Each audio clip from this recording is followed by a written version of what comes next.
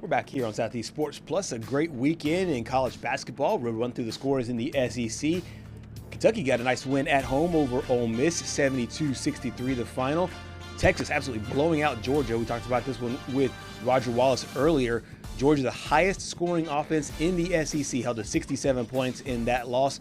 Missouri over Oklahoma. We broke that one down with Brian Brinkley, and just a devastating way to lose for Oklahoma. 2 buzzer beaters in that one to force overtime and one to get the win from Mark Mitchell there in Missouri. Meanwhile, Texas A&M buckyball continues to look very impressive. 92 points in a 92-69 win this past weekend.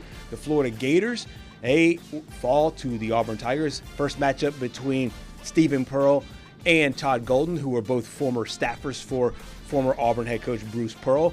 Auburn's first win in Gainesville in the last 30-something years. Goodness. Vanderbilt got back on track with a nice win over Mississippi State, 88-56. Tennessee with a win over Alabama in Tuscaloosa. And Arkansas, they are the highest-ranked team in the SEC after a nice win over LSU. I do find a few of these games really interesting, the ones that we'll break down here. But a Vanderbilt team that came in, they were undefeated for a large part of the season, undefeated in the non-conference part of the season, started off undefeated in the league, then went on a 3-game skid. But Coach Mark Byington and company, they were angry. And we said this when we were making our predictions last week. They were an angry group, and they certainly took care of business against State. Yeah, and I think this was probably one of those games where it honestly would make or break your season, because if you suffered a 4th straight loss after starting the season, tying a program best, 16-0, I believe it was at the time. If you lost your 4th straight game after that, then you start to fall down this cliff where it's like, how can we get back to the point that we were as the number 1 SEC team in the conference? Right. And it's just like, you start to go down the rabbit hole of like, oh, what if, and then you get a performance out of your star there, Tyler Tanner, 24 points, 5 assists with only 1 turnover. I think that was one of the biggest things that they needed. They just needed him to have a bounce back game, because in that 3rd loss, he did not have a good game. But I mean, you want to talk about a blowout. We saw a few blowouts. This one by 32 points. Yeah, and they were angry, going into it. Obviously, losing some really close ones. Lost a close one to Florida, and then got blown out by Arkansas. Also, got beaten by Texas, by a Texas team at Texas, as you mentioned there in the wild world of the Moody Center. Next up for this Vanderbilt team is Kentucky, and then it's Ole Miss and Oklahoma. 3 winnable games, in my opinion. But it's still a situation where Coach Byington and company, they will have to navigate the schedule. No daunting games, but all losable games there as well. I'm going to go through these next 5 games. Kentucky, that's a win.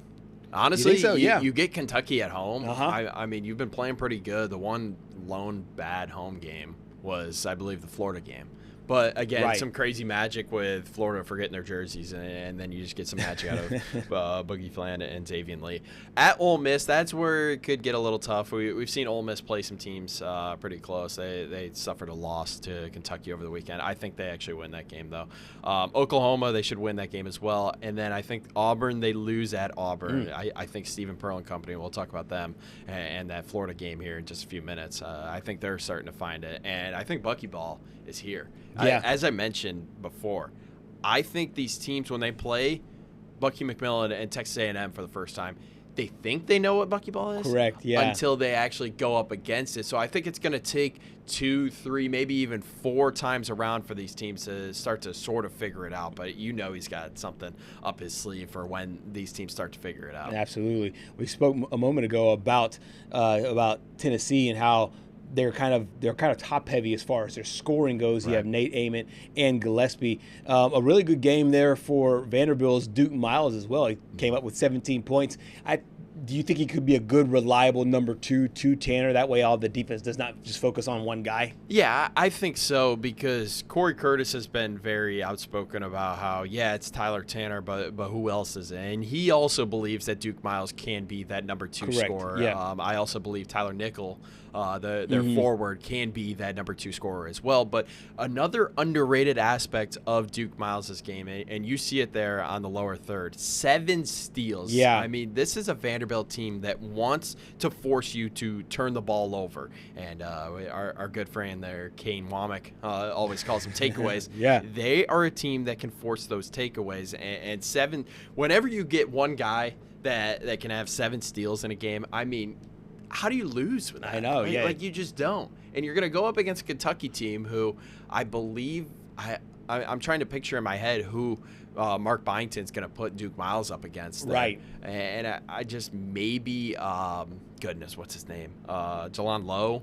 Right, maybe, yeah. Denzel Aberdeen. I yeah. mean, you want to talk about a true lockdown defender there. That's, I don't know. I like good defense. Yeah. I don't know about you. Yeah. When I played basketball, I wasn't really that good at offense. I think we rolled the clip of me hitting the top of the backboard. It's true. Back in high school, we don't need to roll it again. It's out there somewhere. I was the glue guy, and I was the good defender. Yeah. You know, the guys that aren't really good at basketball are good at defending. It's the floor slapper. Yeah. I love it. Defense. The old Coach K. Let's flip to the Auburn-Florida game. I was thoroughly entertained by this one. Yes. Auburn came out, took a 16-5 lead to start. Florida came back, got a late lead there in the second half, but then Auburn puts it away, picking up their first win. And as you see there on that graphic, since 1996, you got to go back 30 years last time Auburn won in Gainesville, Final Four rematch game. What'd you make of the Tigers and Coach Stephen Pearl after a couple of games here where they found some other reliable scoring, and next thing you know, they go off and get a big win over a ranked team? You know, it's just been such a weird year for this Auburn team because you didn't really know what to expect in the first year under Stephen Pearl, and you didn't know exactly what you were going to get out of this game. And I personally on this show challenged Todd Pettiford last week about being able to get up for this game. If you could not get up for a game against a team that eliminated you in San Antonio last year in a very close game where I think a healthy Janai Broome, you end up winning that game. It seemed like Broome was just playing hurt, and it ended up not going too well for him and the Tigers.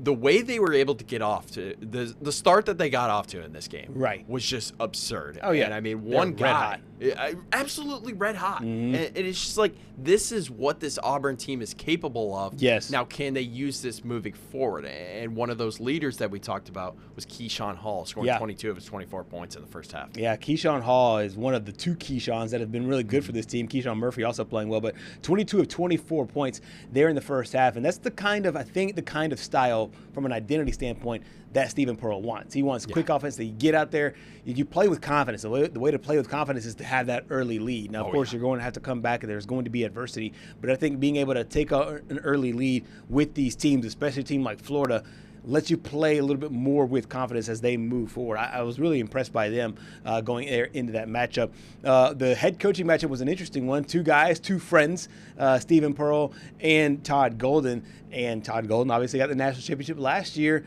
But the first bragging rights between these 2 buddies and 2 former co-workers goes to Stephen Pearl. I mean, he FaceTimed me yesterday morning, just to congratulate us on our Ole Miss game. And, we have a buddy who's actually on the PGA Tour right now, Lee Hodges, and his caddy is Andrew Medley, who's one of our best friends. So we text this morning about, they're around this morning, and I'm going to go over and see him and his wife tomorrow for briefly just to say hello and see their kids, because they've done that when they've come to Auburn. It's unique. It's special. He was ops and I was the assistant strength coach here at Auburn, 11 years ago, which is just, kind of crazy how time has flown and our career paths have, come to, to where they are now.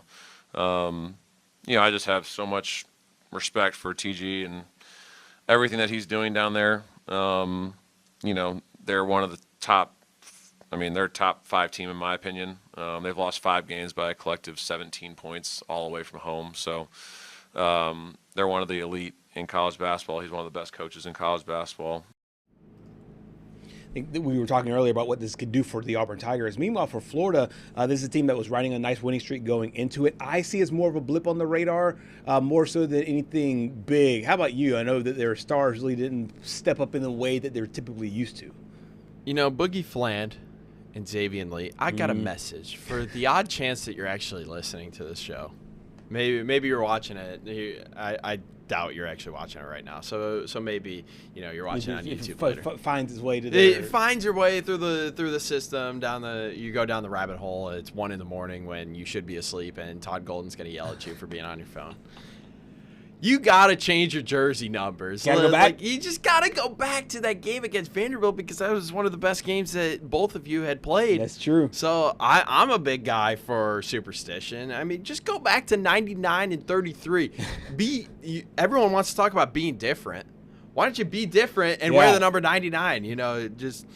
We see it in baseball with Aaron Judge. I mean, like, you got to find something, because right now if you're Boogie Fland, you got paid a lot of money to leave Arkansas to go to Florida, and right now it seems like that's working out in Arkansas's favor. I know Boogie had a few good games where he showed what he's capable of, but it's just been inconsistent, and that's been the one thing that we've been talking about with this Florida team.